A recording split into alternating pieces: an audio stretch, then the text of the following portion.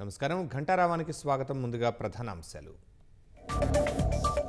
2,91,000 కోట్లతో రాష్ట్ర బడ్జెట్.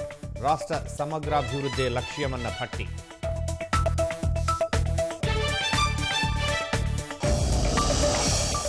బడ్జెట్లో వ్యవసాయ రంగానికి పెద్దపీట. 72,659 కోట్లు కేటాయించిన సర్కార్.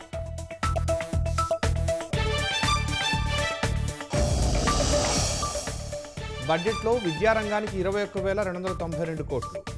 వైద్యం, ఆరోగ్య శాఖలకు 11,468 కోట్ల కేటాయింపు. హైదరాబాద్ నగరాభివృద్ధికి 10,000 కోట్ల బడ్జెట్.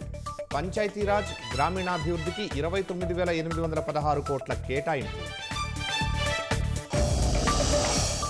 గత 10 ఏళ్లలో అస్తవ్యస్త పాలన సాగిందన్న భట్టి.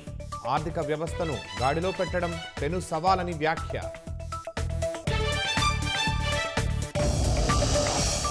కాంగ్రెస్ సర్కార్ అన్ని వర్గాలను వెన్నుపోటు పొడిచిందన్న కేసీఆర్. బడ్జెట్లో కొత్తగా ప్రస్తావించింది ఏమీ లేదని మండిపాటు.